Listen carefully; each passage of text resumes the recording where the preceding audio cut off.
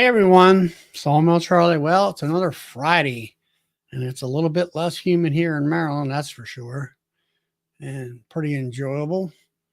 I'll go ahead and hey there, Jason and Mike and Keith and let's see, Randy and Catherine.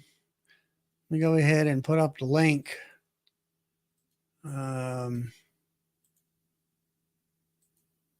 There we go. Get started here.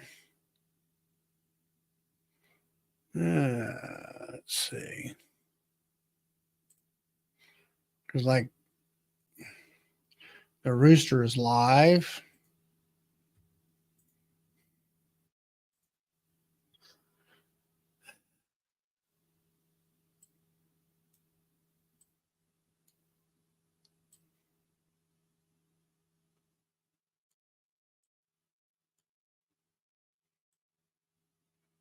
And there we go.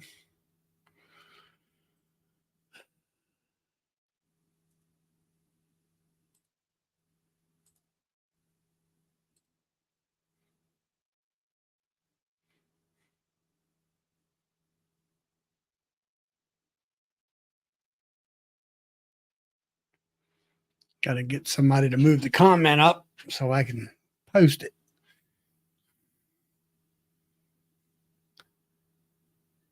Hope everybody's doing well. Hope the bees are good. Maybe finished up harvesting honey. I did back on the 4th of July. Checked the bees here recently, and there we go. We can pin. Now she's pinned. Check the bees. The bees have been bringing in some nectar, maybe some sumac, I think, and they filled the medium. If I got 3 mediums, the top medium is full. If I've got double deeps, I've checked them. I had a lot of undrawn frames, and now they're drawn, and they're filled with honey, which is great looking, nice stuff. And they're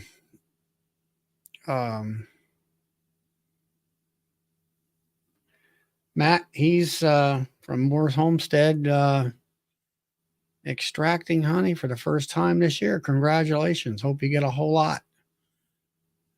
And then let's see. Hey, Nancy. And we got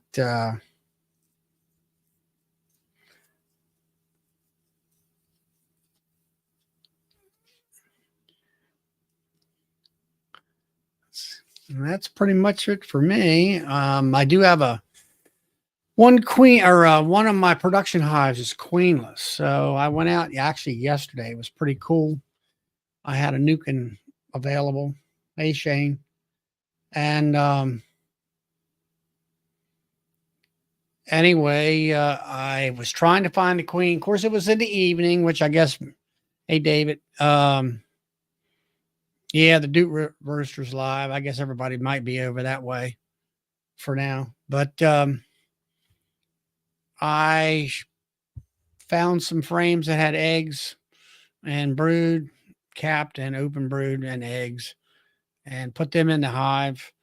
See if they would make their own queen. And I also shook a bunch of bees in there with them. So I possibly the queen could be shook into the new 10 frame hive. And anyway, hey, Mitchell. And so either way, if I find the queen that's in where I want her to be in the new 10 framer, that's great. And I'll combine what's left of her old hive into the nuke yard and all. Hey, Denny. And so that's what I've been doing in the bee yard. My biggest thing right now is getting ready to treat. I really would like to use some April Guard this time. And I think, it's going to be in the 90s. Hey, Keith. And I'm considering going ahead and dropping 25-gram doses in for the next like 4 weeks in a row and see if we can do that. Hopefully, everything will be good. I won't have any queen issues. Or I was thinking also maybe just go ahead with a April var that I had bought. Hey, Tom, and all that. So I'm not real sure what I want to do. Anybody want to comment on that? As far as especially the April Guard. I know I got to go review Bob Binney's video. I think he was talking about that on the temperatures and stuff like that. But I also believe that humidity plays a major part in any fumigate. For sure, when it comes to formic acid. Hey, Todd, driving home from work right now. Okay, out there in California. So that's where I'm at with that. Not sure. I like the problem with April Guard is getting close to being on its expiration date. And yeah, Dave, I got Formic Pro here waiting in the wings. I got that at the Nobby and all that. And I got Formic Pro at Nobby. I got April Var at Nobby. But like I say, would like to use this April Guard to see how it works. Here comes Tom. Hey, Tom. Hey, Charlie. Hey. So, got any information on using April Guard? Have you ever used it? No, I've never used it. My Okay. friend partner uses it a lot and he likes it. Well, I'm just looking at heat and humidity right now. Humidity, there was a couple of days this week where we actually stopped working at noon because it was so hot and humid. It was close to Yeah. 100 degrees. Now it's supposed to be in the high 80s or low 90s. I think pretty much next week. And I'm just not sure whether to. If it was 85 or 80 to 85, I think I would go ahead and use it. I had one guy tell me to just cut the dose down, and around 25 is what he did. Yeah, I know he doesn't like using it anything above 90 degrees. He looks for 80, 85 or lower, my friend George. Okay, he's He like, he's a sideliner commercial beekeeper. He's like third generation beekeeper. all right, well that's good to know. Somebody's got experience. Nancy, she's on her second treatment of Formic Pro, 2 pads. I yeah, I know what the label says. Yeah, the label might say all that, but I also know what Bob Benny says about that too, because he had a friend, I think it was in Oklahoma or somewhere's out in the Midwest, and it was like that around 100, about 95 or 100 degrees, and he cooked his bees, or they absconded, one of the two, and that's where I'm concerned. It's just like Formic Pro. They say the upper limit is 85. I wouldn't put it on if it what temperature wise. My motto is 80 degrees or less with low Yeah, humidity. those first 3 days better be 80 degrees or less. If it gets warmer after that, I don't mind. Yeah. Especially that first 2 days. Well, you figure the flash point on Formic, I would say, is at least 3 days. And then, Yeah, it's I heard. always good to put them on I always put that kind of stuff late in the evening. So it's got, Yeah, I heard one guy that freezes it and then puts it on frozen and it cuts down the flash. yeah, Todd talked about that. He had seen a guy out there in California, but now California, it's a different area. It's, he's fighting 110 degrees. I mean, real temperatures at 110 degrees. Right. I couldn't handle that. No, me either. Yeah, I'll be And that, treating my bees starting next week. yeah, I got to get on it. you know, I I'd like to. I think if I do April, I want to get on it next week for sure. I Right, really ought to I'm do going to it. I use really ought to do it maybe this week. I might do it this weekend. I'm going to be using my experimental treatment and then have sensors on 6 of them. And if everything works right, then I'll treat them with acrylic acid on day 14 Hmm. of the treatment. But I have to wait and see. If not, then I'll put thymol in it. Hey, Jimmy. Hi, Hey, Charlie. How Jimmy. are you? All right. How's everything going in your world? It's been horrendously hot here.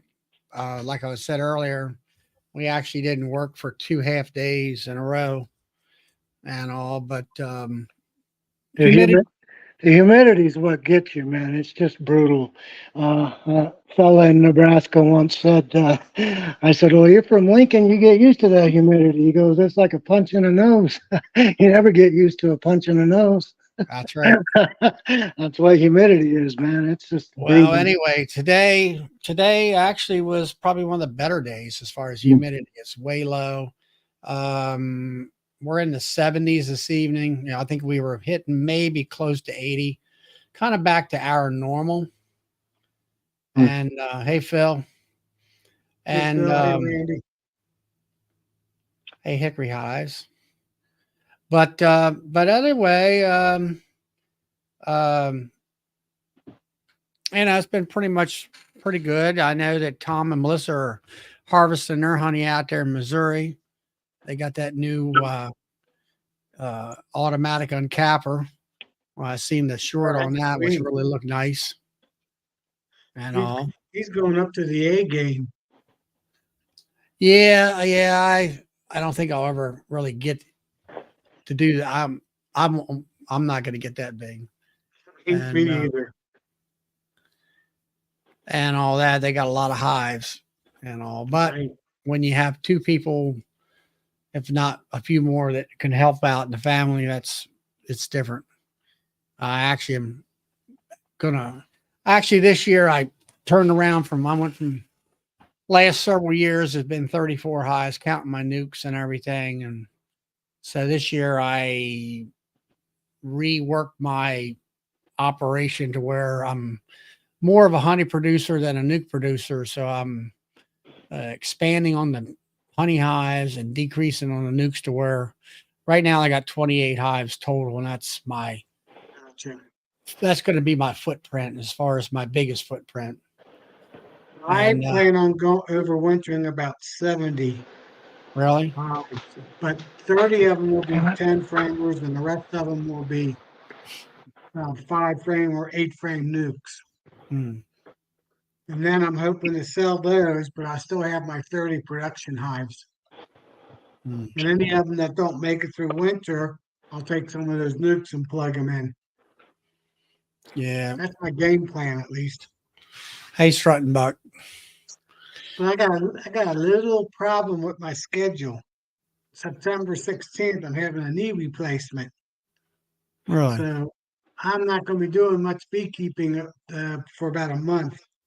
I've had 2 of those. You'll be happy with it. It'll as long as you do the rehab and go through that painful part of it, and Yeah, let them put you on the rack. I used to call it, because right. you I have mean, to that's really what stretch everybody it out soon after surgery, because you're going to get all the mobility you're ever going to get in the first few weeks. So yeah, but right. you'll be thankful. They Everybody told me that, Jimmy. Do the yeah. PT, do the PT. I Yeah. will. Yeah, I got 2 of them. I can go up and down stairs. I can't sprint up and down stairs. So yeah, railroad got those for me. Hey, Lynn.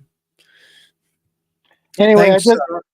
Charlie, I just jumped on here to say something about Todd and his ant problems. I've been a insulation geek for a long time, science building, and I watch a guy called Matt Rissinger. But they sing the praises of mineral wool. It's called thermofiber. Lowe's sells it. Owens Corning makes it, and it's not fiberglass. It's like made out of stone, but it's amazing what it does to ants. And like ants will just get on it, and it looks like they're on a hot skillet. And there's all kinds of ways you could use it to prevent ants from getting into whatever you want them to get into. And so here's a picture of the stuff that, I don't know if you can see that. Can you see that? Thermofiber. Yeah, thermofiber R15. So you can bust that stuff up and use it all kinds of ways. I don't know. I mean, Todd's driving right now. He's not able to see everything, but is that like insulation or? Yeah, it comes in bats, and they use it a lot in the South for termites and keep critters like that out of your house. When they get on it, it cuts them up. It's like a little stone kind of deal. I was playing around with these black ants in the back, so I had a little 5-frame nuke that I'm introducing a queen back there, just one of those cardboard nukes, and I set it on my deck. I don't think the camera will. I'll walk to it, but I don't think the camera will keep up. Maybe it will. So I set it here on my deck. Yeah, go ahead. Are you still there? Yeah, we can see you.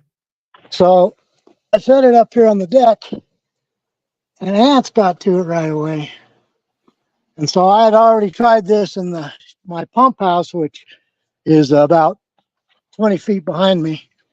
And this is thermofiber here. And like there's a few crawling on the top that did it, and I just bounce them like that, and they crawl on it, and then they die like they're on a skillet. It's pretty amazing stuff. And then my wife was over here, and I showed her how. So like that one there already died. I flip them on. Now they get on because I had leaned the tarp over onto the deck, so they've crawled back on, and then I can just flip them onto that, and they just die like they're on a skillet. It's weird. And hell, they can't get in your hives. Not my hives. I don't know what anybody else's ant problems are. Where do you put stuff in the lid? Oh, that's just a hunk of it that little cardboard nuke is sitting on top of now. I haven't designed anything that would keep them from it. I just stuck that down to see if the product worked like everybody had said it did. I mean, I use the product because I insulate my shed. Mice can't eat it. It has all sorts of positive things. They advertise it. They put a blowtorch to it. Can't start it on fire. It won't mold. So that's why I bought the product, and I've heard about all the attributes of it keeping insects out and things like that. Bees won't land on it. Like in my shed where I have a hive, my pump house, the bees, when we first move a colony out there, they'll land on it in the beginning because some of it's open. I haven't put the second part of insulation on, and it cuts their little feet up, and they won't ever land on it again. So it's pretty amazing stuff. And a guy could figure out how to keep ants out of his hive, I think, if he used it and came up with some ingenuity with it. So I just wanted to pass that information along, and I know for a fact it works. I'm trying to What's find that? a pin here. I was trying to find something to write. What's it called again? It's called thermofiber, fire and sound. So, like for instance, on Randy Oliver's, when he does a thymol treatment, he calls that a soundboard or something. It's the same material, so he can use that, and the bees won't chew that up and take it out of the hive. He doesn't call it thermofiber, but I know that's what it is, because thermofiber is also what they use to keep sound out and all that and so on. It's fire resistant. It says above 2,000 degrees, excellent sound performance.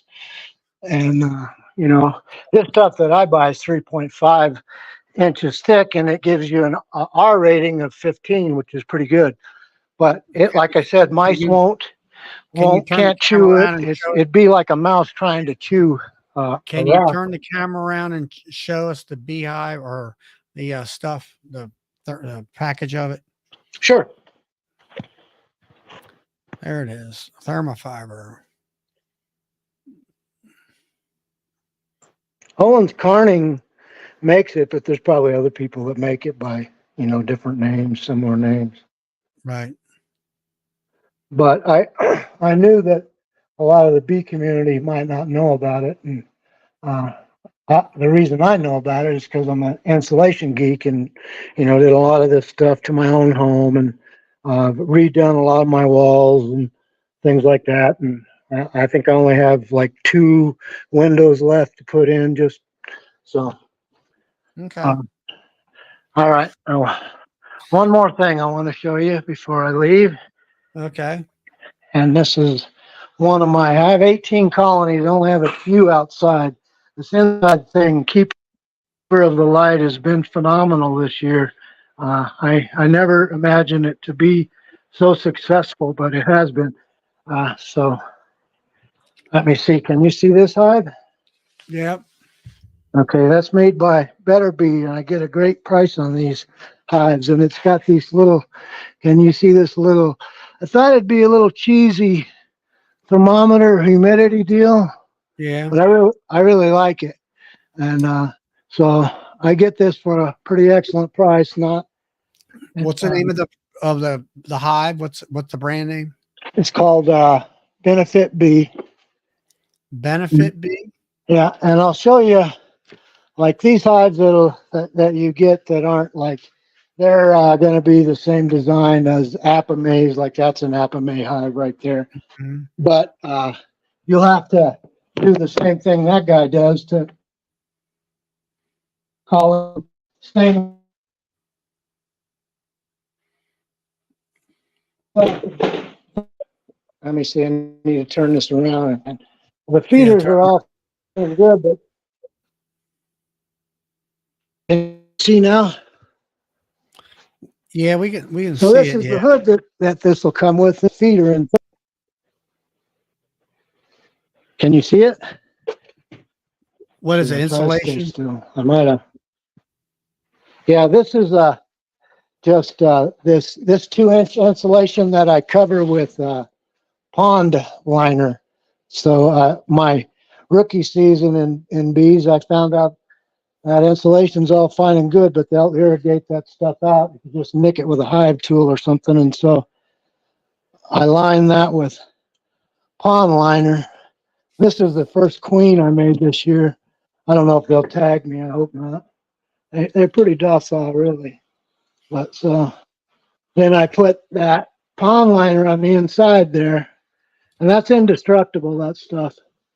You could try to punch it with a hive tool. You couldn't. And these guys are just booming. I made this queen. She's a rock star. So yeah, it's pretty cool. I mean, I don't know anything about bees. I just know stuff about insulation. Yeah. All right. Well, thank you, Jimmy. Sure. Yeah, thanks, Jimmy. Yeah. Anyway, Tom, I wanted to tell you that you had a spot on analogy of how to winter bees. Like I said, I don't know anything about bees, but you talked about putting down tile and warming the soil. That's what old tomato gardeners used to do. They'd lay out tires. Old farmers that I learned how to grow tomatoes, they'd lay out tires and heat the soil. They'd lay them out in fall and then plant their tomatoes in the middle of them in spring and early spring, and then pull the tires off. But heated the soil. That must be what you do with the shingles and stuff when you overwinter your bees. I think those shingles must draw heat to the soil and hold it. Just a guess. Yeah, it definitely helps. Yeah. All right. Thanks, guys. Talk to you later. All right. See you later. See ya. Yeah. Bye. So I can figure out how to get out of here.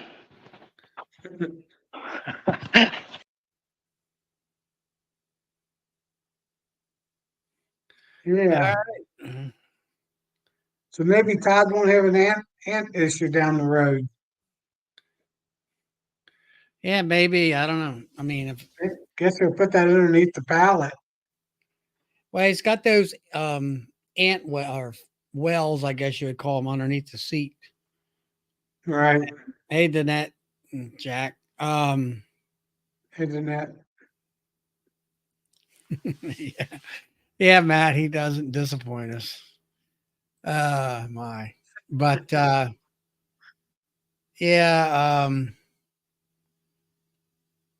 I don't know. It just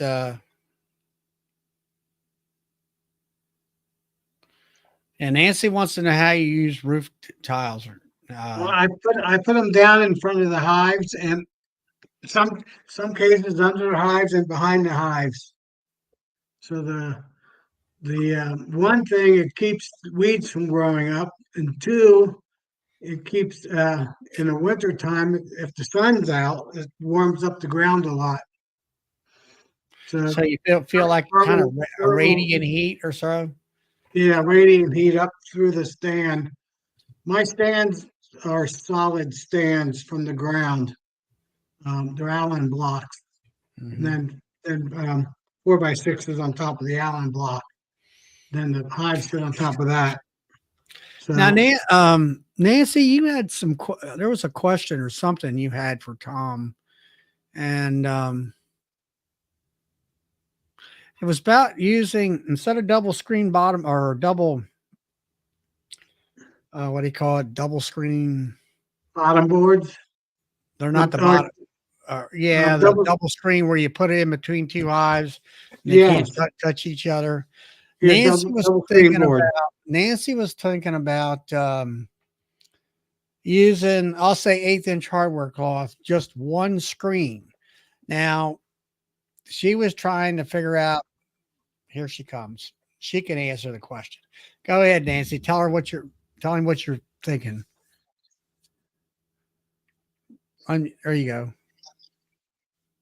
You there?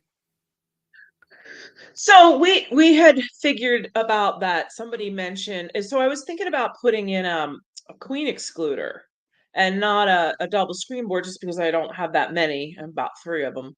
But if you have a dinky hive, a weak hive, and you wanted to put it on top, just use a queen excluder. And then Bob pointed out that come spring, they might leave that the queen in the bottom down there by herself, which is a kind of a, well, very problematic, but I think that could be true if you're Yeah, not keeping them close. and queen excluders don't keep bees from going from one to the other. So depending on if that hive is too small, they could go up there and kill that queen. Well, yeah, but I think I would want the bees to be able to go back and forth, but because I'm not going to be able to feed the one on the bottom after I put the one on top. So I was Correct. gonna keep the brood boxes apart by 2 mediums full of honey, but I don't know. I got talked out of it. I mean, I don't think it's See, a Nan, risk. I really. what, what I'm doing now, I'm already feeding my double deep hive. So between the little bit of nectar that's coming in plus my feeding, by another month, I'll have at least 9 frames of sugar water honey. And I'll go in and, well, with my surgery, I'll have to go in just before September, middle of September, a couple days before the 16th. And I'll put all 9 frames down in the bottom box. And I'll leave one comb frame in the center for the queen. And then I'll put a shim, basically it's an 1.5 to 2 inch shim. Then I'll put 3 pounds sugar bricks, 6 pounds of sugar on them. And then I'll put the double screen board on. So they're going to have plenty of food for winter time. I'm hoping that by November 1st, there'll be a warm week, and there should be, that I can go back into the bottom, take the hives apart, go down the bottom box and double check everything. Since I'll be out middle of September to the middle of October, so maybe the end of October.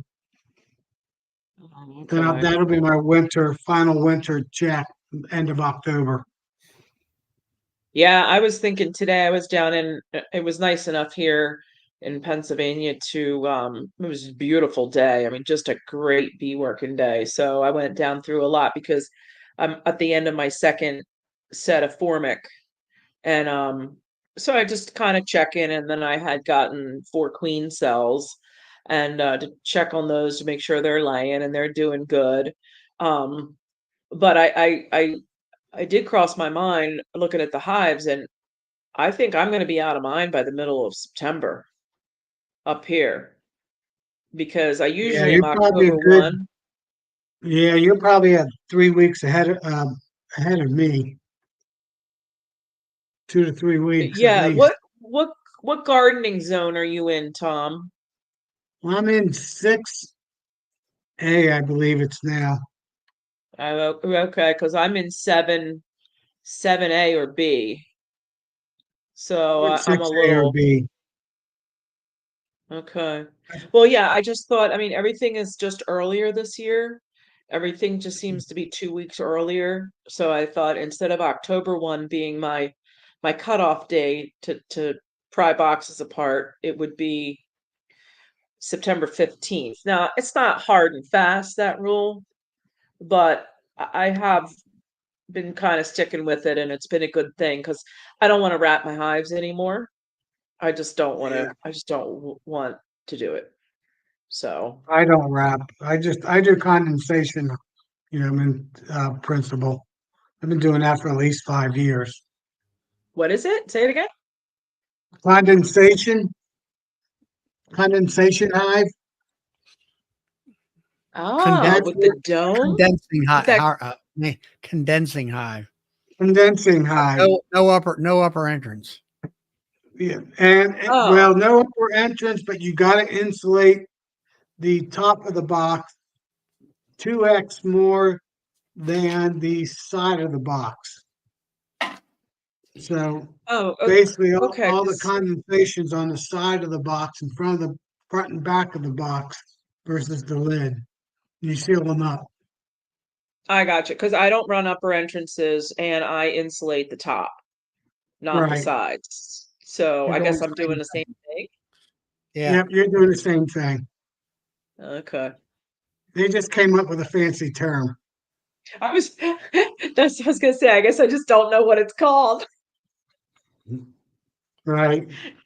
It's what Fred Dunn taught me. So that's what I do. Okay. Yeah, it was probably 2019 or something like that. And I go, this is crazy to have vents on top of the hive at winter time.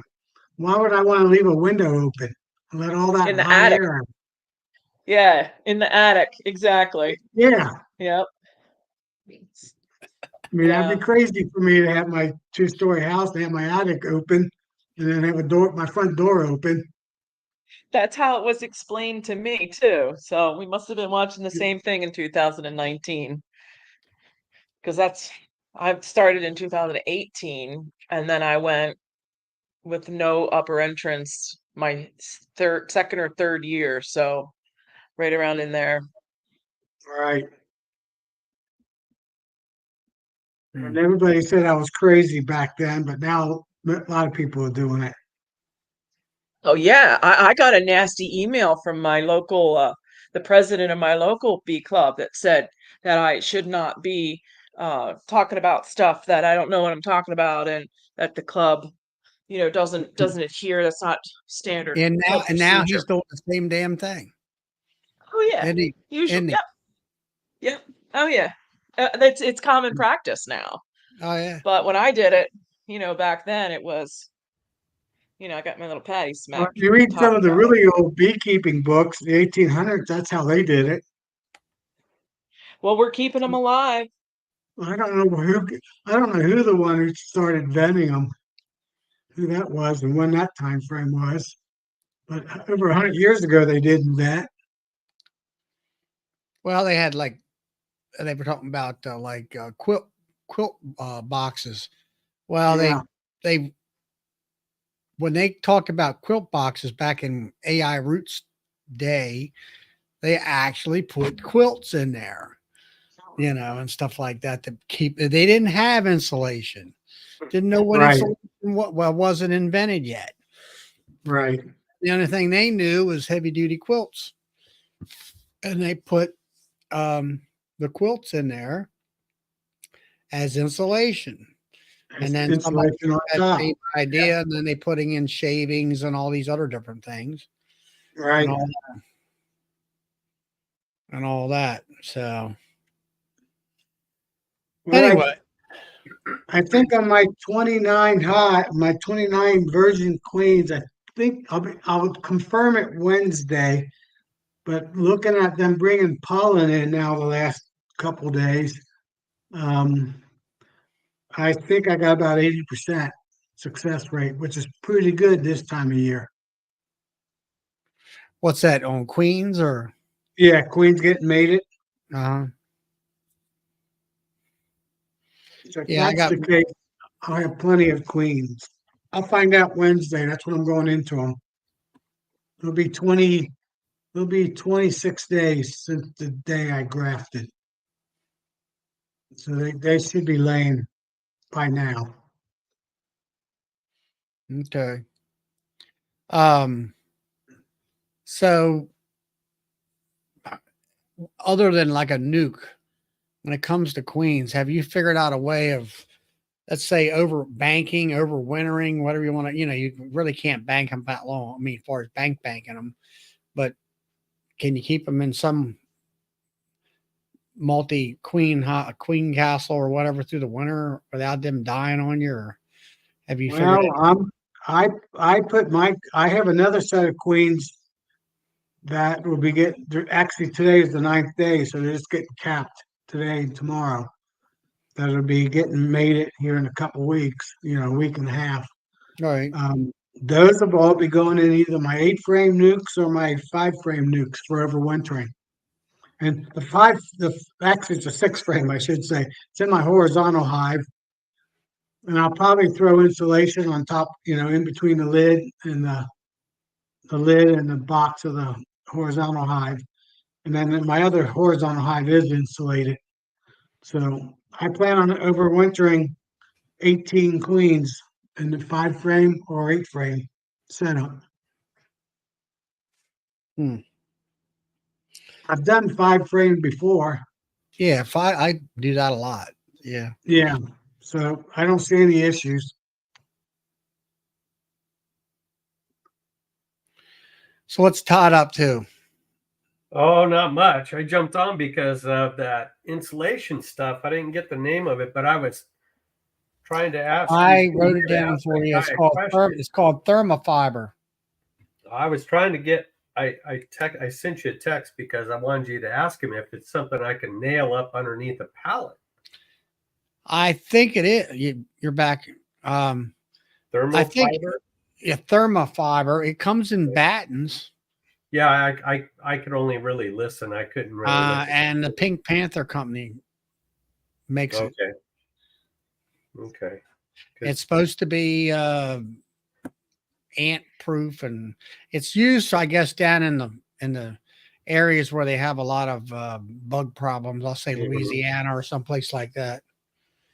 Well, I'll look into it, but I think really the oil traps I have are working. But the problem is when those black widows get underneath within the pallet there, after a while their webs start hanging a little lower, and when a breeze blows by the broken weed stems and stuff, they'll hit it, and if it's long enough and touching the ground, the ants will use it as a ladder. They'll find it fast.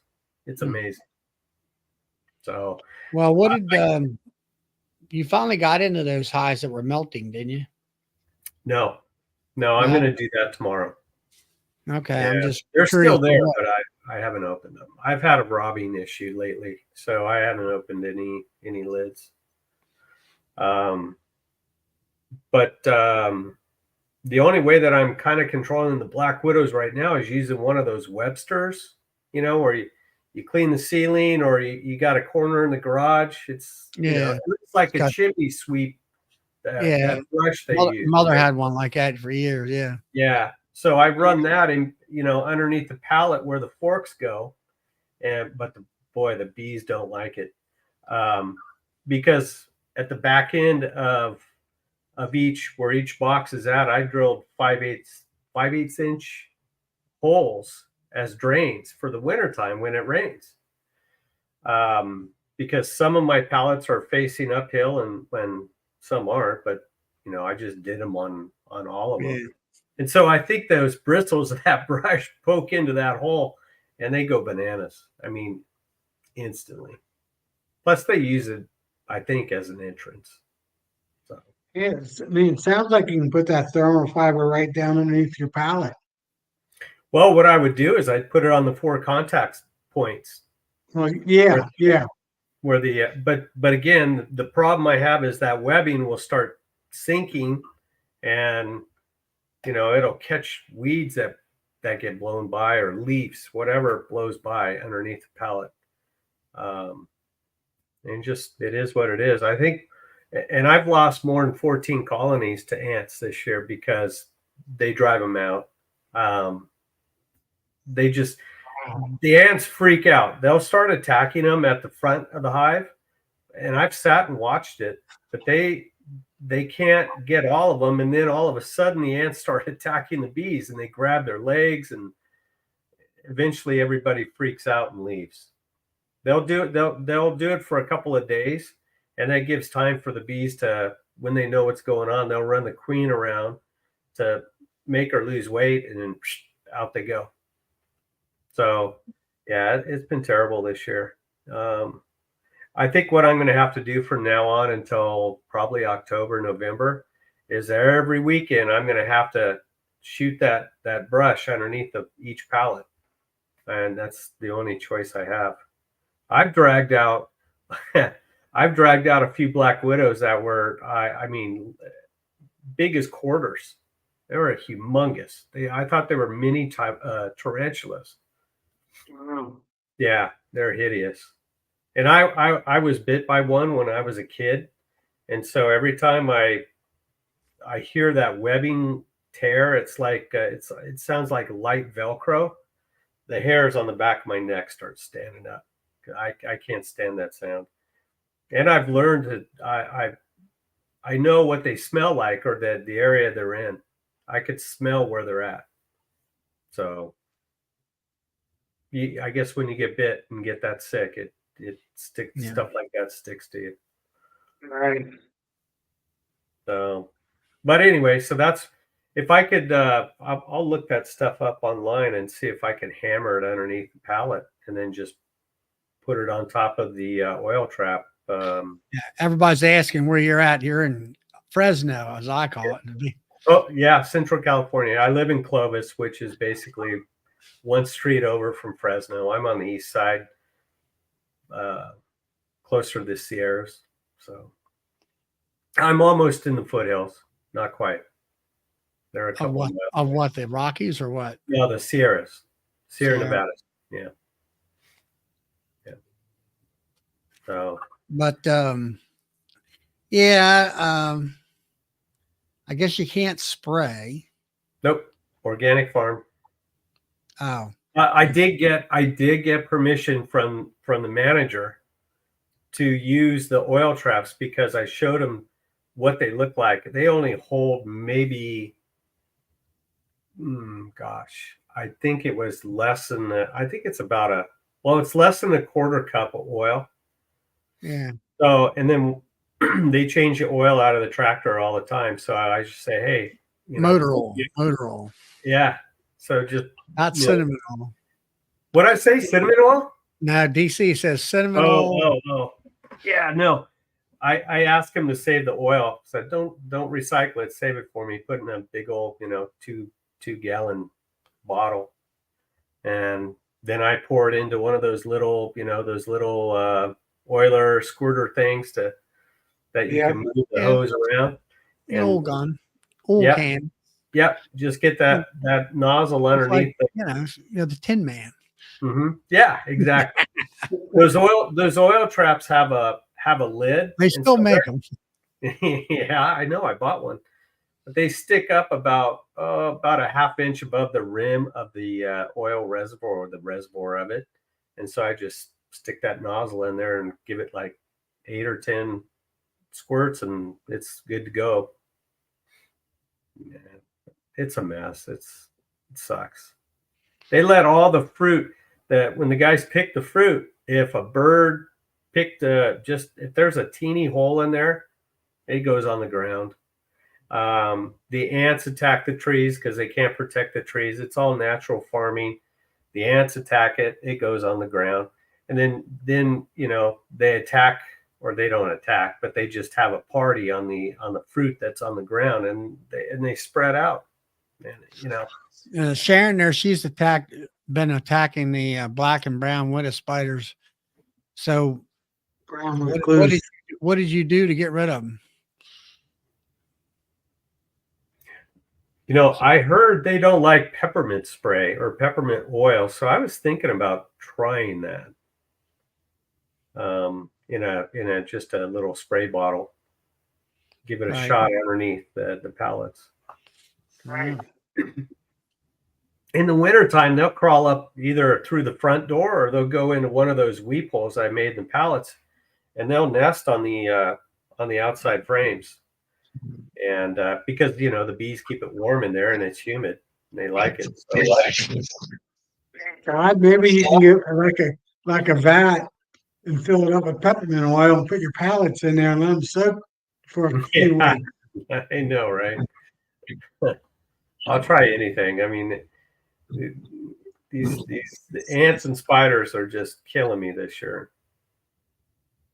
Oh yeah, Rodney says, "Thank God I don't have small hive beetles." Well, last summer I was freaking out because I saw these little beetles scurrying across the ground all over the place, and I took a close up of it, and I sent it to Bob. I said, "Bob, is this a small hive beetle?" And he looked at it. He said, "No, it's not."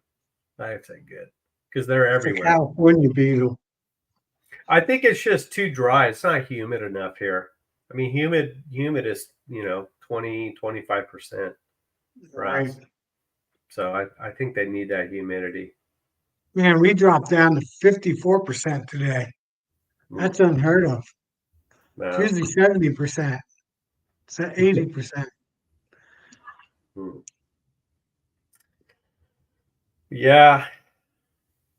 Dang insects. Can't do anything about it except try different things. So that's another thing my roofing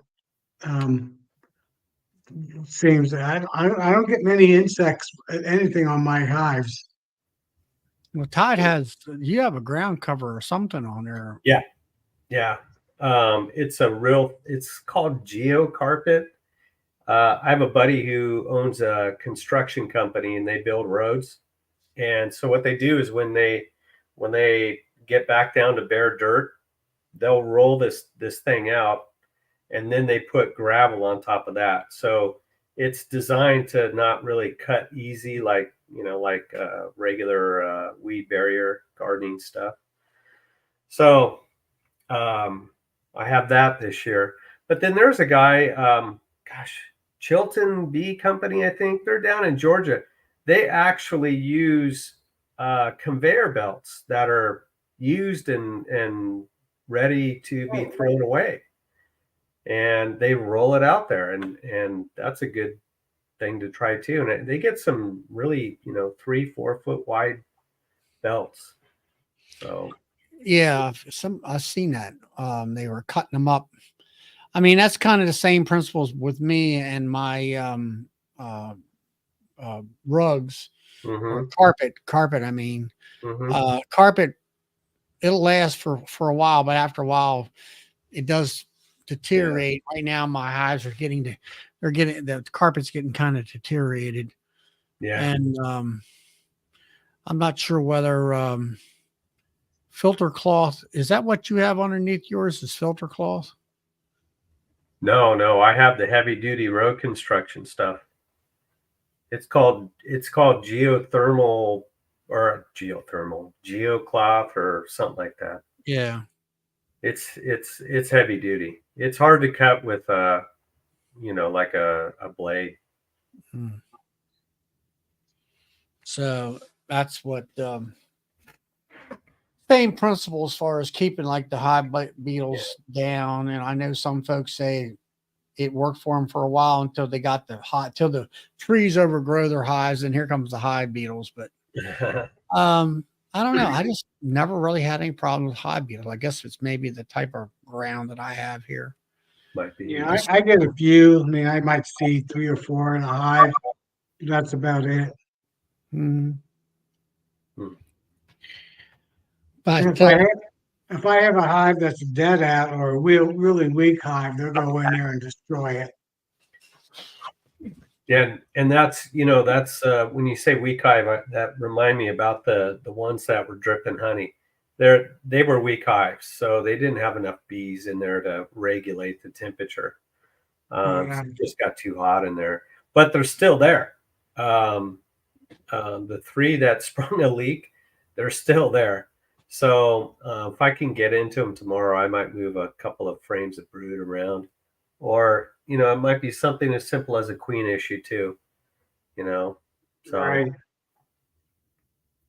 I'll take a look and see what's what. right.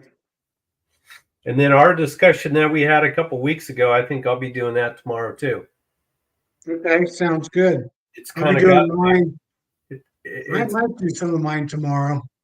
it's gotten back to normal for July. None of this funny stuff going on. 110, 115. Well, it's coming back next week though. So I don't know. Maybe I might wait until August to do it. I still haven't pulled the trigger on it yet, so I'm just gonna look. No problem. I'll be doing mine real soon for the next week. Yeah. Okay. what do you figure on using, Todd?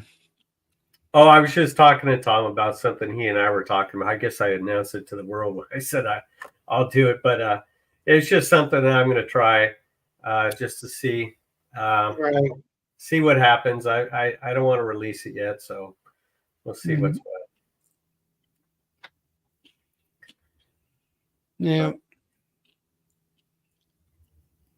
Anyway, that's kind of what's going on around here. We actually got rain last Saturday and Sunday morning. It poured like 6:30 in the morning. Man, it was sticky, humid. Like 9 o'clock, I was done. It was too hot. It was too hot. We're getting 4 days of sunshine and no rain. That hasn't happened too many times this year. We've been getting so much rain. We got a little bit of rain here. I don't know, a night or 2 ago. It really wasn't. It's just enough to knock the dust down. And then it's supposed to rain Monday, Tuesday, Wednesday, Thursday, and Thursday, I think. So 4 days in a row. Yeah, they're talking Next rain week. here next week too. A lot of people. Oh, go ahead, Charlie. We just we need it bad. You guys are always green from whenever it starts warming up until when it gets cold. And it's the complete opposite for us. We're brown when it warms up and it gets green when it gets cold and rainy. I lived in Missouri for 5 years, and that always just was bizarre to me, because I'm so used to seeing dead stuff during the summer, dead grass, dead weeds, dead pasture fields, and it's completely opposite. But we don't get rain. This is a desert. The field behind me there is green right now. And there's enough grass that had regenerated after we cut. That's been kept green. But the yard, like around my bee yard there, I mowed it last week, I guess it was. Mm-hmm. And there's been a little bit of rain, but it was kind of getting pretty dried up looking. And we get to the point where if it don't rain like that, we don't cut the grass. It doesn't grow much, but you want to leave enough for it to keep on going. My daughter came over here the other day and she jumped on my computer, and I think she did something to my settings. Hang on a second. Dang kids. Yep, she did. All right. Fix this. I look like I'm wearing makeup. You put that. There we go. I don't look all touched up. So anyway. But yeah, it's dry as a bone out here. The ground too, it's like trying to dig a hole is like trying to use the shovel in cement. It's just not going to move. That's Yeah, the we way might get that in August, but this year doesn't look like it. Yeah. Just keeps raining. Yeah. Well, my picture's from July 1st, and you can see how green everything is. So just 2 weeks ago. Yeah, I need to take another picture of mine what it looks like now. But like I said earlier, the best thing is the hives all are well, they got plenty of honey for any dearth. And Yeah, I'm going to see if I can pick off some thistle tomorrow, and then I'm going to break everybody down. I'm going to put the sugar water out, and then blue curl is going to start up in about another 4 weeks or so, maybe 5 weeks. So I'm going to feed them up for a little bit, and then let them have blue curl for their winter feed. I might take a little bit of that though. I like that honey. There you go. That's That pretty blue good. curl, that blue curl tastes like my hive. Yeah, but you know what? That blue curl granulated on me. I don't know if you finished all of yours, but I have some bottles where you could use them as hammers. It's solid as a rock, and that was after warming them. It's still bad. There's so much sugar in that nectar, I guess. Yeah. Hey, Todd, thank you. You just reminded me of something I got to do. I got to bottle some bottles for tomorrow. I totally forgot about it today. Uh-oh. So I'm going to hop off because I'm going to do Well, about thanks 60 for coming on, bottles. Todd. I might hop back on when I get done. All right. Well, Very have fun. good. Catch you later. See you All right, later. Tom. Anybody else wants to come on in. Well, I was going to vacate around 6 o'clock, but I'll stick around. I've got a couple errands to run, but I should have ran them when I was driving home from work. But that talk about that insulation, you should have seen me. I was racing home. I was trying to get on so I could talk to him, but that's all right. I'll check it out. Yeah, I don't know whether it would work for you or not. Yeah. But remember he's the guy that has the beehives in the house. Yeah. I saw it. I can't. So, Yeah. hey. Not. But those oil traps, they work pretty good. It's just the black widow webs are the ones that are giving me the problems now. So I just have to stay on top of things. That's it. I don't have time though I've got to get on my hands and knees. I got to look under there. Meanwhile, there's about 50 billion ants walking on the ground. I stand up. I got ants on my boots. I got ants coming up my jeans, my jacket. I could see ants crawling. I've had ants crawling on my veil just from kneeling down on the ground for a minute or two. Yeah, that would drive me nuts. Oh, it sucks. It sucks so bad. And I got one hive. It might be a little weak or whatever, and you open up the telecover, and there's the inner cover, and there'll be a ton of hey, Mike. Hey, how you doing? Hey, Mike. Be ants, under the telecover, maybe around the inner cover, and I think they kind of build like where the joinery is. They kind of get in those holes where the joinery. Yeah, kind of live in there, but other than that, I don't have. The bees seem to take care of them. When I first went out there, I only had a couple of hives out to the farm there, and he told me about the ant problem. I said, okay. Well, at that time I was using those top hive feeders, the little the round things, you know. Oh, Rapid what's the name? rounds. Yes, yeah.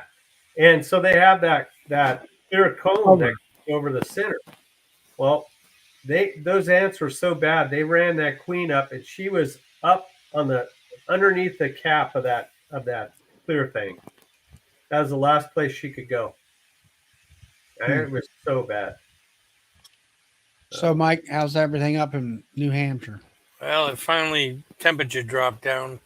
We held the 90s for probably 8 straight days, which is high for here, with 80-90% humidity. Yeah, um,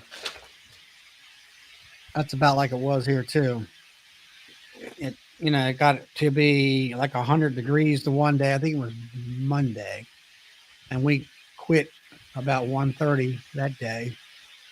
Tuesday we quit at noontime because the humidity had went up and all that. But oh, I don't know. Just it's been pretty bad. Yeah, we had a microburst come through, which is very rare, and a tornado, Oh, which right. we never get. And the microburst, I was sitting on the back porch, and it went straight line, I think 1 street down. Hmm. Everything was just whipping around. Next morning, I went down 1 block and trees down everywhere. I had a hive cover come off. Hmm. Got pretty lucky. How's your bees doing now? We were talking about, I forget what we were talking about the bees. I know you had Good. gotten queens from Mike Palmer up there. Yeah, those are all in double nukes. I'll I'm be right back. actually been talking to him because he had surgery and he has some health issues. Mike. Mike, yeah, I think I'm going to go up with a couple other beekeepers and give him a hand for 3 days. Well, he'll let you do that. Oh, he put a thing out looking for help. Oh, really? So I got in touch with him. Well, I thought that. I mean, I don't know what time of the year it is up there for him, but I thought he always had people working for him and all that kind of stuff. I believe 2 of his main people gave notice. Really? Yeah, and he had I think he broke his wrist or an arm or something early season. He just had surgery. So it's always interesting to go up. He's a lot of fun to talk to, and you always learn something. Well, Mike's what, 75, 80 years old?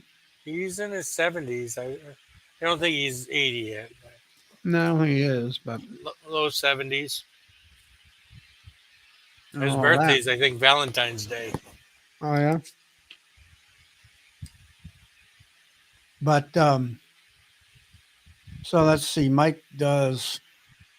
What is his? I guess honey is his main crop, or bees. He sells quite a few queens. You know, he sells nukes in the spring, and he has a fairly good honey crop. Mm-hmm. Now, are you close to Troy? Webster, Kirk Webster? Troy's close to Kirk. I think he's pretty much on the other side of the river.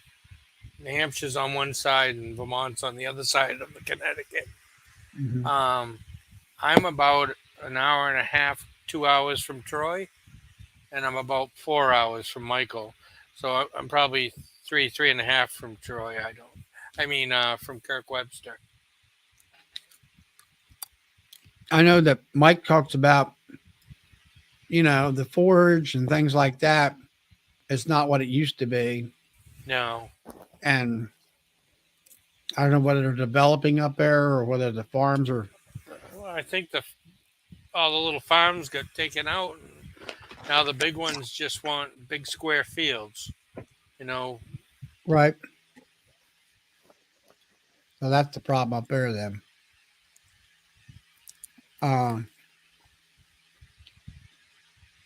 Yeah, hard. That's, sorry to hear that Mike's in that situation.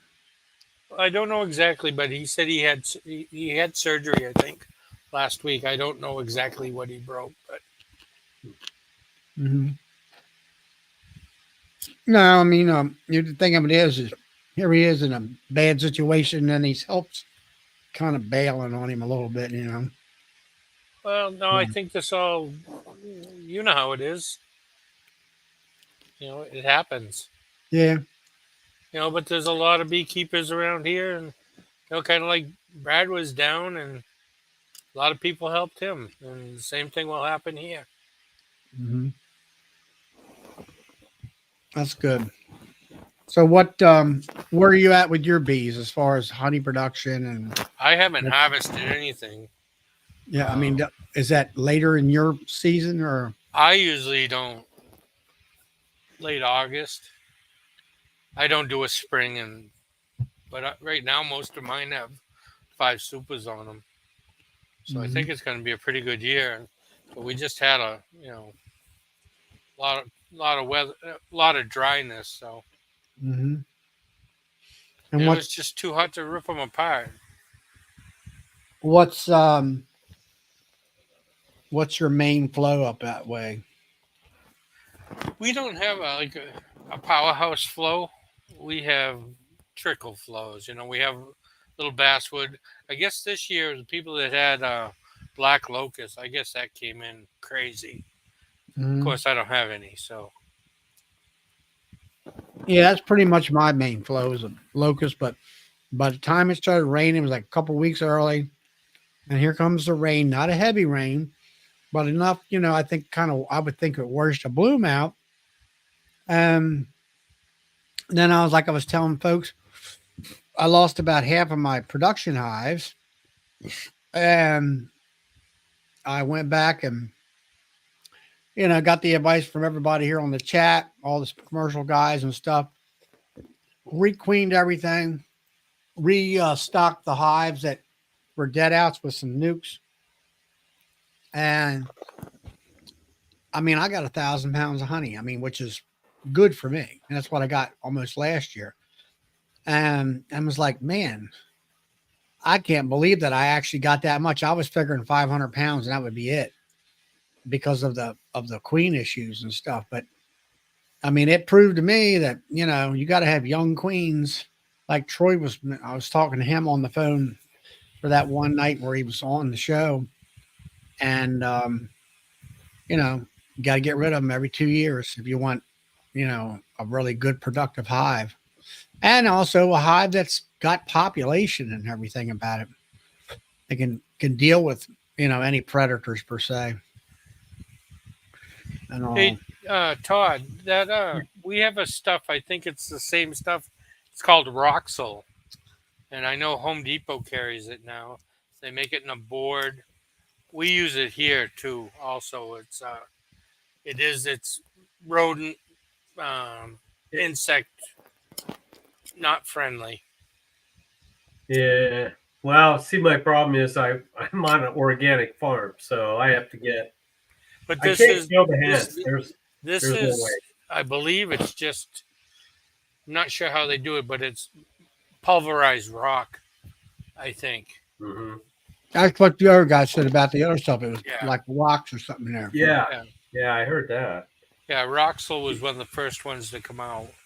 I think the only thing that I could really do is find something that's a barrier.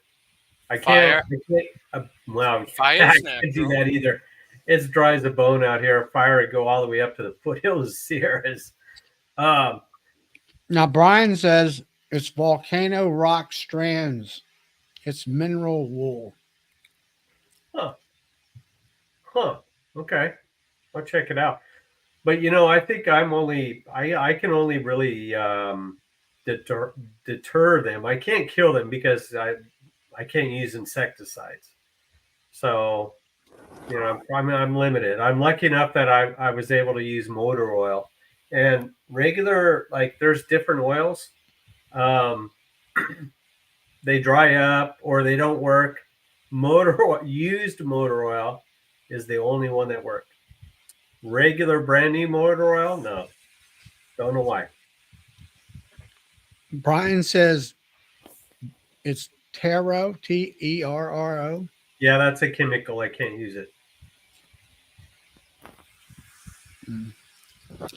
Well, it's not gonna get in the trees, are they? Hey, wink, wink. I can't use it. Hey, Brian. You know what? I don't get charged anything. I have 24-hour access. I don't want to blow it. So, if I wanted to use something like that, I would have to have a talk with the farm manager. Then the farm manager's got to talk with the owner group down in LA. It's it's a big long thing. So I'm like, Ain't worth it. no, it'll take too long, and then they'll shoot it down anyway. I was surprised that I was allowed to use motor oil, but that was cool. That's really the only thing that has saved me. Diatomaceous earth doesn't work because the wind will blow it away, and then it degrades after a few days, and I'd have to reapply it. What am I doing? Am I going to make this big old huge chalk line around my bee yard? I can't do that. Make it look like a baseball diamond. Yeah, well, I mean, yeah, that's what it looks like. So Yeah. it's crazy. It is what it is. Read that there. Brian sent you another message. Huh. Well, I thought it was a chemical. Okay. But I'd have to use an awful lot of it. What's an OMRI? What's that mean? Organic something. It's basically okay for organic. I forgot what it stands for. But yeah, it's crazy.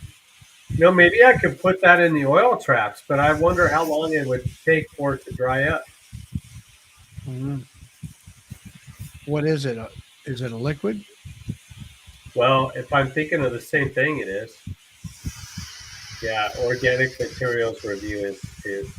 So it's approved by that institution that says it's okay to use it on organic farms or organic. Yeah, it's a clear liquid. You could buy them. You could buy the little ant traps and put them on your counter in your kitchen, and they'll go to it, and it's the same thing. You get those at Home Depot. But I thought they were chemicals. I didn't know they were organic. No, I think the clear stuff that you're talking about, where they carry it back to the hive, is actually, like he said, the boric acid. You can go actually make it yourself. A little bit of boric acid, Yeah, and some water or something. Make a slurry, and it'll kill them. Well, you know what else I heard works, and I haven't tried yet, is cornstarch. They'll take those little bits of cornstarch back to the colony, and when they eat it, their guts explode after, when they digest it. So, but I haven't tried that. And taro is bait. Don't put it in oil. No, I wasn't going to put it in oil, Philip. I meant put it in the oil traps, cleaned out oil traps, and The only thing I'm thinking of it is that's going to attract the damn. that probably, yeah, that's what I just thought of. Yeah, it'll probably. I'll probably have 50 billion ants. Yeah. They won't touch the fruit on the ground. They just come to the hive.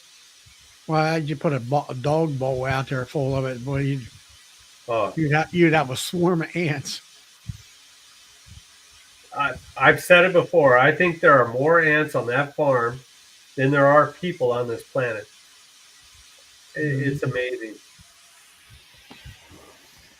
Sounds like they're well fed. They are all that fruit that they throw on the ground. They'll come by eventually and rake it up, and then they'll throw it on a mulch pile or a compost pile, and they'll compost it. But I mean, even then, that compost pile is a big attractant. You know, it's just a breeding ground. That's all it is.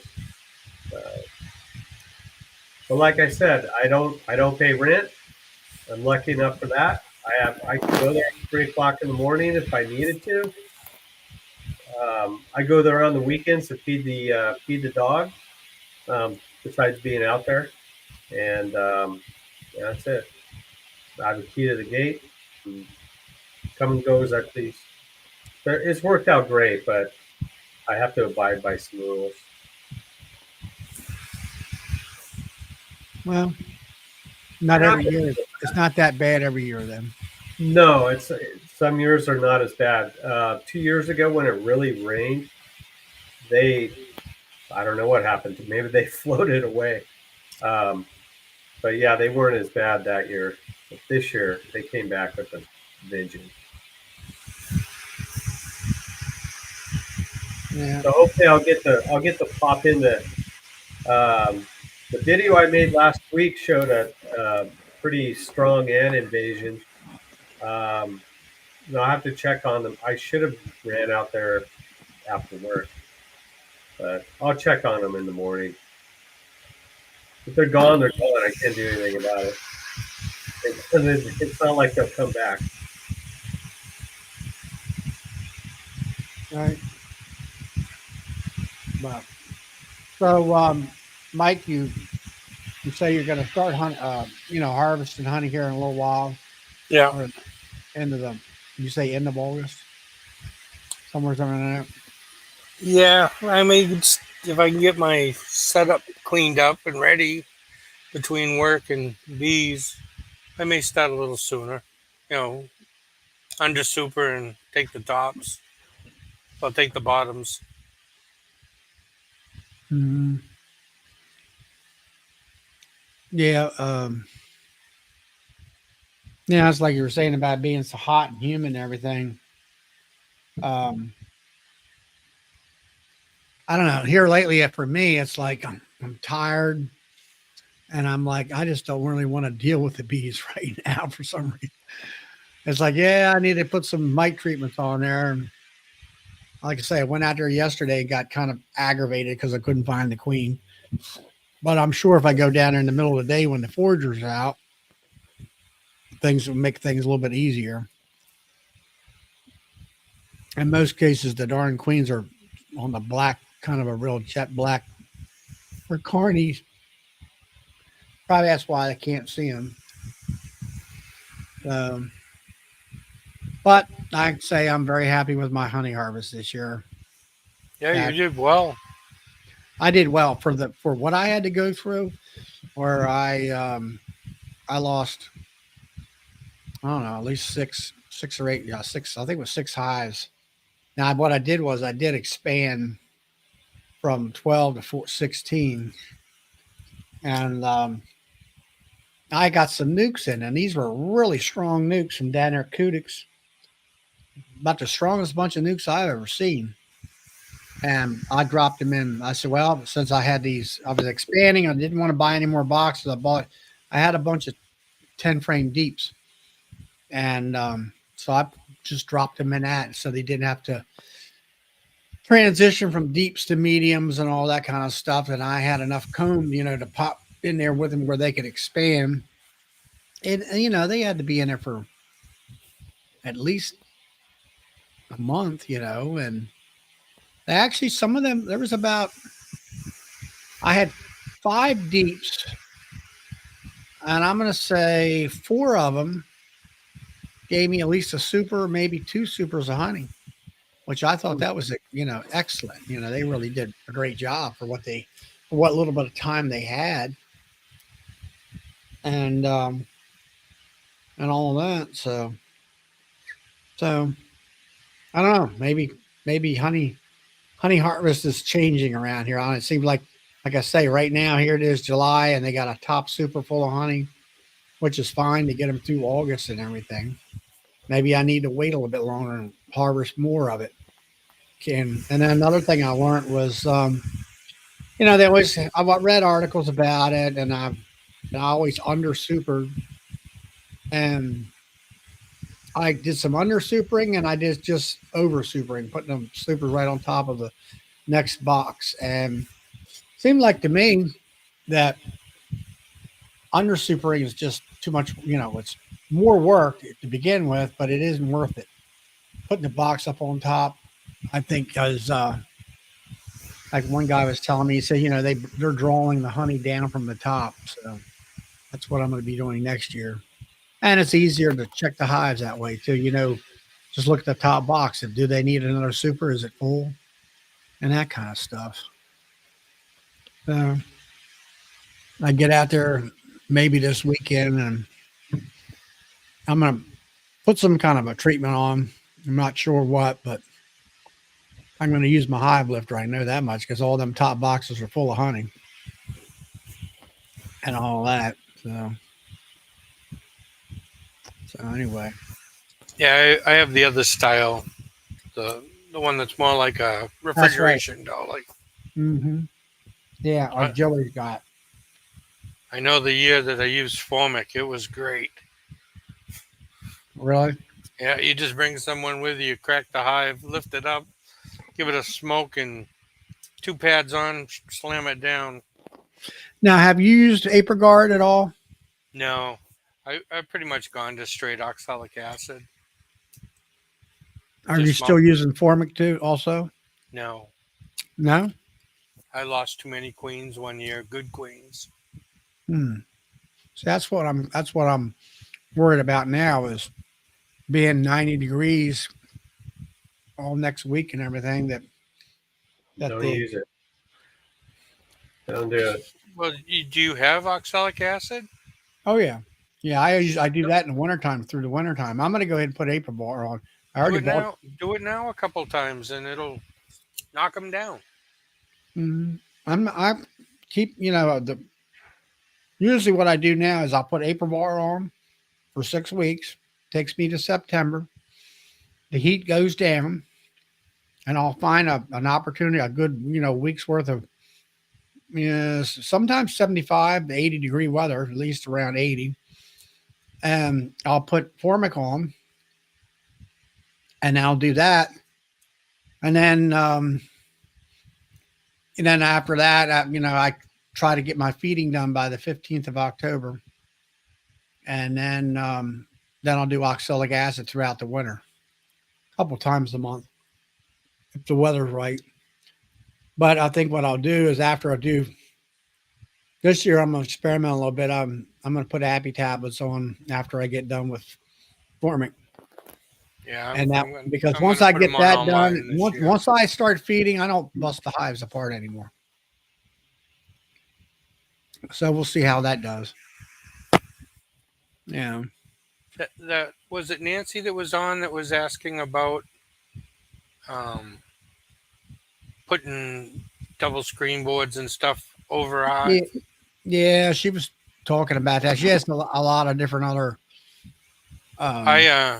I run all double deeps, and the ones that are extremely heavy, I've used the double screen board in a double nuke setup, and put single deeps over that with a medium of honey, and they winter over fine here in New Hampshire. But you need to make sure that hive down below won't need feed. So you pick your heaviest ones. Right. Yeah, she was trying, that was her issue, was feeding the bottom hive. And I think she's come up with her own plan on that. Yeah. As long as that bottom one's full right up, I just put the double screen and put a hive on top. Hey, Mike.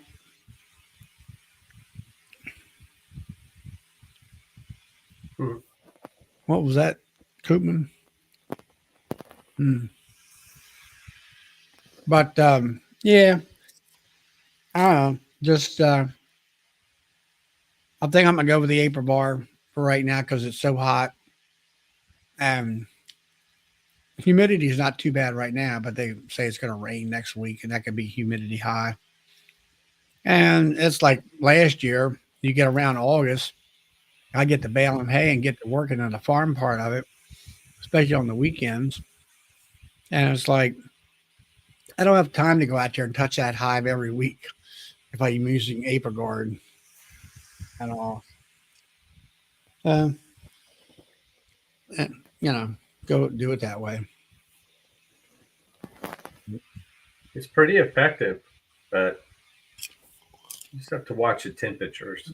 I know that's the problem. That's what happened the last year. I was going to use it last year, and then you get all this super heat. Yeah.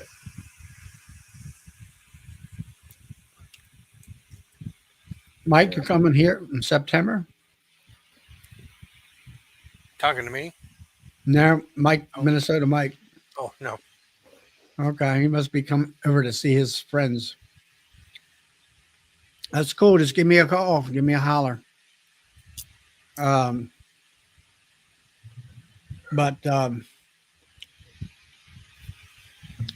well, I know what works. So for me anyway.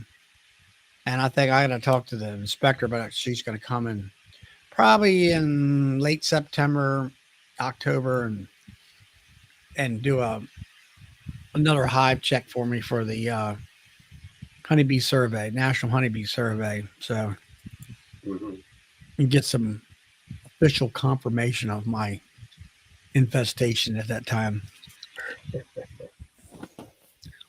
and all that. Yeah. But anyway, Bob, he's down in Florida. Yeah. I guess he got tired of being cold in South Carolina. Yeah, I had to go warm up. Or maybe they went down there so they could have a place that had air conditioning. Oh, man. Oh, well. Yeah, no problem, Mike. Minnesota Mike. But anyway, that's what I'm going to do. I think I'll just keep with my normal plan. Let it go at that. If anything, take the darn tub of ApiGuard and give it to somebody. Maybe give it to the club. They can use it. All that. That's our big thing. This weekend, we're supposed to have county fair and this weekend and all next week. They want me to show up there on one of the weekend evenings, I'm like, we got 200 and some members. Why do I always have to show up these darn things? Because you're Sawmill Charlie. Mm-hmm. Now I'm the president for the last 5 consecutive years. That's why. This is my last year of that. And all that. I don't know. I'm just, after 5 years, you get burned out. I'd imagine. I don't know. We accomplished a lot of things. And I started back in COVID time, and I was the one that figured out we can do Zoom for the meetings. And a lot of bee clubs in our area just shut down, because they didn't, do that kind of stuff. We were one of the few that we always had a regular club meeting. And then after, everything with Zoom, everybody get used to it. Then it's like, okay, all our board meetings are through Zoom. That way we didn't have to travel from person's house to person's house. Save a lot of time and gas. Is your video lagging? No? No. Because mine's probably 15 seconds behind. Should I sign out and come back in? No, you're fine. You're not No, but lagging. you guys are way behind. Oh, really? Like, I'm talking now, and my hands are down at the side. Yeah, And in my picture, it's still at my chin. really. Hmm. Well, I guess you can log in, log back in, and see what happens. Yeah. All right.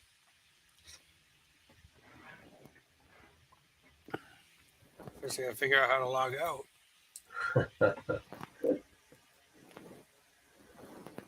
Oh, Don't have a clue. isn't there a leave studio button on the bottom? Red X. Yeah, Center. it says leave studio. Yeah. Let's see. Are you on a phone or a desk or a regular? desktop? Okay, it should be down at the bottom in the center. There's a little box down there. It says mute, stop camera, settings, present. It'll I see say leave. settings. And over to the right of that, there should be a red circle with an X that says leave studio. Oh shit! I think I left. Did I leave? Yep, no, you're still there. Oh, now I've lost the. Ah, there we are. Hmm. Oh, there it is. I had to shrink the screen. There you go. There he goes. Now, Brian Flower Street out there, he's really liking that license uncapping machine that Melissa and Tom's got. Tom, yeah. I mean, I have to say that's a nice looking machine. Yeah. Hey, Mark. What's up, Mark? I really, I like that. Yeah. That's Now, nice. we good now? Yes. There you go. It was like watching an old Godzilla movie. All the voices were way off. Hmm. Well, Shane wants to know. No, I don't. My hot heated bottling tank is always full of honey. Shane. What I do is I take my uncappings, and I put it in my solar wax melter, and I have I think it's the 1/2-inch screen where it V's down and the wax melts down to the V to go down and drop like a waterfalls into the pan full of water. I've got 1/2-inch screening there that's bent up as more of a support of anything. And then I put in one sheet of just cheap old paper towel. Best filter you ever seen. And you get a scorcher like it was the last week or this week, at 90 plus degrees or 100 degrees. And I can put my let's see, wax melter is wide enough, big enough that I can put in queen excluders, metal ones. Most of mine are wooden bound. Some of them days I did 5 screens in one day, 45 minutes tops, and melted all the wax out, and it got all the propolis hot, melted all that. It might have like a slight coating on it on the wires, but like I said, when you go in there while it's hot and everything's hot and the screen is hot, the wood is hot because the propolis is in liquid form, and you make sure that you wear a little like a leather glove, because it'll make you not want to hold on to anything. Oh yeah. And I had one of them queen excluder rakes, a little handle tool that kind of goes across. It has the same little notches in for the wires on the queen excluder, and not so much really knock anything off because pretty much everything else is clean. And I use the other side of it to scrape the wooden around the edges and stuff, and then put another one in. And then when it comes to my wax cappings, you put a really big pile of it in there, about 1/2 of a bucket full, and let it sit in there for all day. And that wax will filter through that paper towel cheap, you know, you don't need Bounty or nothing like that where it's quilted and all that stuff. Just something really cheap. And it'll go right through there, and that wax will go into that water, and it'll be yellow, nice and clean, pretty darn clean yellow. I always, when I put mine in there, I'll let my cappings drain for a week, let's say, in an uncapping tank. You get all the honey out of it. You'll get most of the honey out. You might have to fluff it and maybe try to get them to be dry. Kind of cappings are sort of like dryish without being too sticky. But there's always some honey in there. And in the water, there'll be some honey floating in the water. And then I take that wax out of there. That's so it's pretty hot too. You know, you might want to wear some gloves there. I put it in a 5-gallon bucket, let it cool down, stick it out in my shed that's got a dirt floor. And of course, the bees are like, or not the bees and the ants. There goes your ants. They're all over that stuff. They clean all the honey off of it. I just let them go ahead and knock yourself out. And then in the fall, then I use that electric pot that's got a valve on the side of it that Man Lake sells. It's about $100 now, but it was like $60 when I bought it. And then I melt it in there and then re-screen it through either cheesecloth or maybe another piece of wax paper, not wax paper, paper towel, and support it with a kitchen strainer, little handheld strainer. And Kelly, did you make yours? What's that? Your wax melter. I didn't. I had it made. One of my club members was making them, and I said, "Yeah, make me one. Here's the lumber for it and all that." It's just big enough for a regular 10-frame queen excluder. If Nancy was on here, she was the one that gave me the idea about it, telling me about it, and mine just happened to be big enough. And if you're ever making one for yourself, make one big enough you can put a 10-frame queen excluder, not so much in the pan, but kind of like let it hang over top of the melting pan, because mine's made out of I think galvanized metal or something like that. Yeah.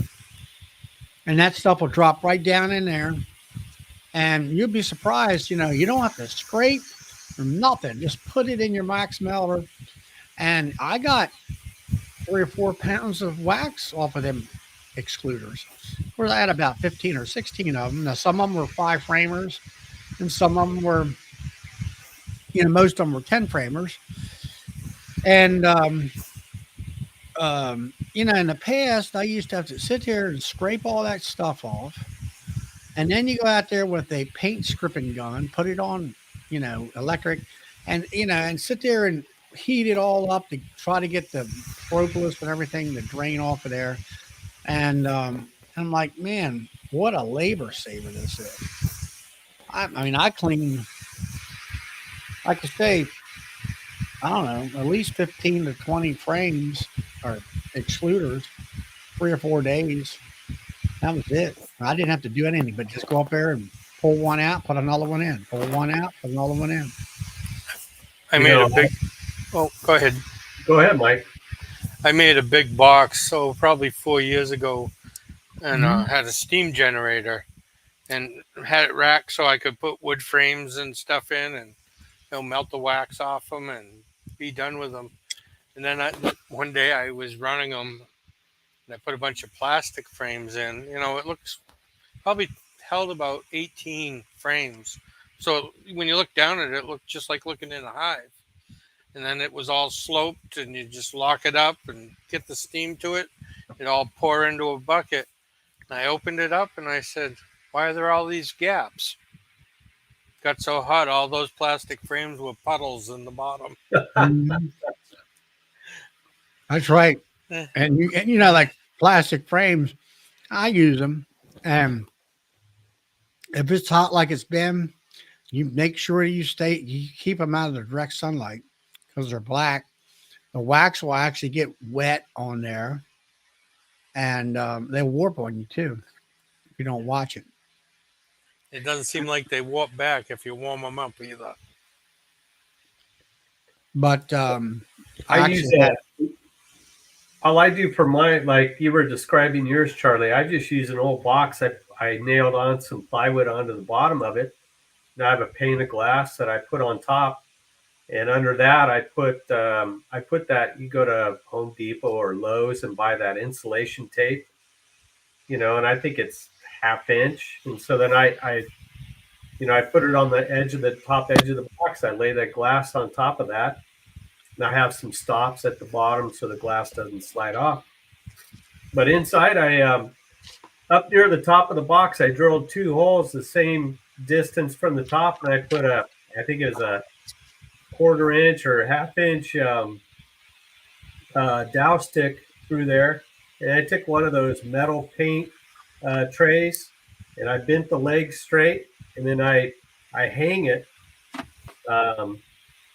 I hang it off, off the back of that dow stick. I have my box at a not quite a 45-degree angle, and then in the paint pan, I just took a nail and poked in a bunch of holes, and then I put a 1/8 inch hardware cloth on top of that. No, I used to use paper. I don't use it anymore. I'll throw dirty comb on first. Stuff that's got wax, but it's got junk in it too. And all that slum gum acts as my filter. Like the first go around, it doesn't filter out all the slum gum. So then I take the pan out and I put more in there. And then the next day when that pan is cooled, I put that slab on top of the paint pan, and it's gone. The slum gum, there's virtually no slum gum in there. The only thing I have is how much honey was in that comb, and I melted a lot of wax the last 2 weeks, and that's how I do it. And then I was thinking about making a longer box so I could have more stuff to melt, but I don't have any flashing to guide it down into the paint pan and then eventually the filter. And I don't think it'll work because the flashing is slick and that slum won't stick to it. It'll collect down at the bottom. But that's what I use. And then on the bottom where I have the pan, since the box is at an angle, I put a piece of 2x4 in the bottom of the box to make sure that the pan is level. And it fills it up, and I leave it out there, and a couple hours later it's gone, fills up. I have gloves like you were talking. Boy, you don't want to touch that stuff at all. And all I do is I lift up the paint pan, I grab the pan or whatever I have underneath, take it out, replace it with another one, reload it. And sometimes it works at night. It's also a liquor melter. Do you put water in your pan? Nope, nothing. The only thing I have in there is the paint pan itself, hardware cloth, and the honey. I'm talking the pan it drips into. Nope, it drips clean. Now, like I said, the first batch, maybe the first 2 batches, some of that slum gum gets through, but I'm talking small holes in the paint pan itself, so they don't get through there. But most of it collects or sticks to that hardware cloth. Don't know why. But then after enough sticks, that's my filter, and then boom. But I did what Charlie did. I used to use paper towels, and then that's great smoker fuel. It burns forever. It seemed like for me that I found with the solar wax melter, if you let it cool down, like say first thing in the morning when it's cold, you can't hardly get that stuff out of there for no at all. But now, when you get at the end of the day and she's still cooking in there, and you want to pull that slum gum out of there, you can take your Hive tool and pull that piece of paper towel away from that screening, and just pick it up and just throw it in the field, And then I usually take my hive tool, or you could take a small little. I was thinking about like a little coal shovel that you use in a stove, you know, or something, one of them little teeny ones, and you can scoop up all that slum gum trash. It's still wet, I, and just throw it out. I leave it in there. Right now I probably got a good inch and a half worth of slum gum in there. It works great. That's now at some point it's going to fill up, and then I've Yeah, I got mean, I get it to where it's pretty thick in there and yeah. all that, but so that's what I've done here recently, and I got it out there right now. Yeah, Brian said throw some eggs and bacon, but It would but cook eggs and bacon if it was clean. I'd eat it. anyway, um, it just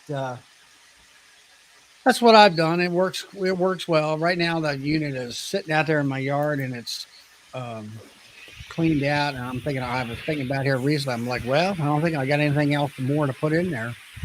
I got pretty much everything done, so I might just pack it Yeah. up and put it back in the basement where it sits for the winter. Yeah. Have you ever put full frames in? You know, the ones that had a wax foundation, and just No. let them melt out. I don't. All my stuff has got regular plastic foundation in I it. think Brad's done that. I'm not sure. I think he said he's done that.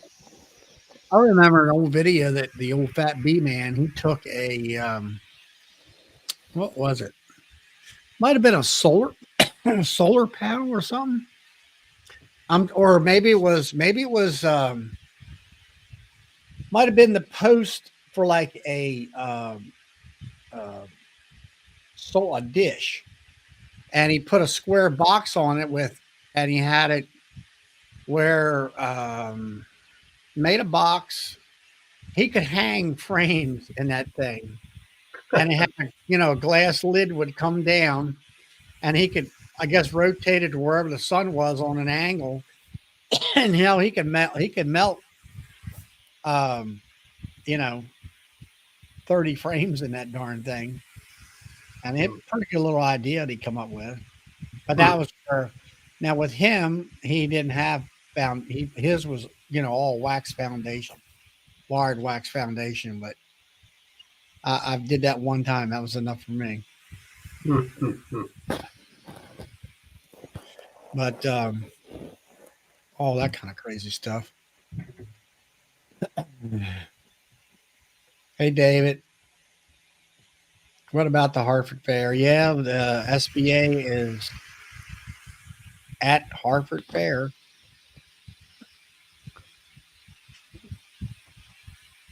And all that. That's starting tomorrow. And all. But yeah. Well, I think I'm going to bug out of here, Charlie. I'm sorry. I got a couple errands to run. Yeah, that's fine. I might go pop out over to the farm too and see what's what before it gets dark. Right. I might just call it a Call it a short night. evening. Call it a night here pretty soon. It's almost 10 o'clock. Yeah. I usually shut down at 10:30. Yeah. And all that stuff. But I figured I might take and just call it an evening, and everybody else is. I don't know. People are doing different things right now. Yeah. And there's not a whole lot to really talk about. I don't know why we don't have a lot to talk about, because it's right in the middle of bee season. I mean, I don't know. It's been so hot. I'm in wait and see. Who's on tomorrow night? What's tomorrow night? For Saturday night? Saturday. Don't know. I don't know. I don't think anybody knows that I know of. Sunday nights, Tim and Hannah. Mm-hmm. Bob sometimes jumps on, but he's down in Florida, so I'm sure He's down in Florida. I think he's busy. Brad can't jump on tomorrow night. I know that for a fact. I'm glad Bob got some out yards.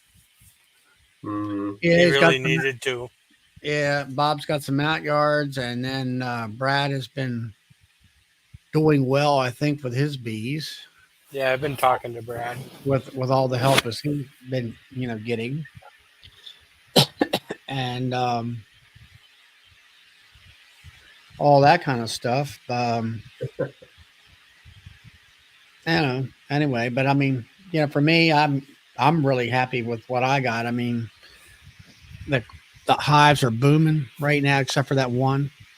And but that's why I downsized my nuke yard down to 12, and that's just for me. And if I need to, that's what I'm going to try to do, is take one of my nukes, which I started with it yesterday, and I was just trying to find the queen. I shook a whole pile of bees in there, along with frames that had eggs and larvae and cat brood, and see what that does. yeah. And and let that. I'd rather have the 10 framer up and running through winter more so than the nuke. Yeah. And All right. and Well, you guys have a good evening. I gotta run around real quick. Nice chatting with you, Todd. All right. Yeah. See Mike. Yeah. See Well, I Charlie. think I'm going to go ahead and end the stream here tonight, guys. And everyone, we'll see you next week on Friday night at same time, same place. We're just going to cut it a little bit short tonight, and we'll catch you the next time around. Good night, everyone. Good night.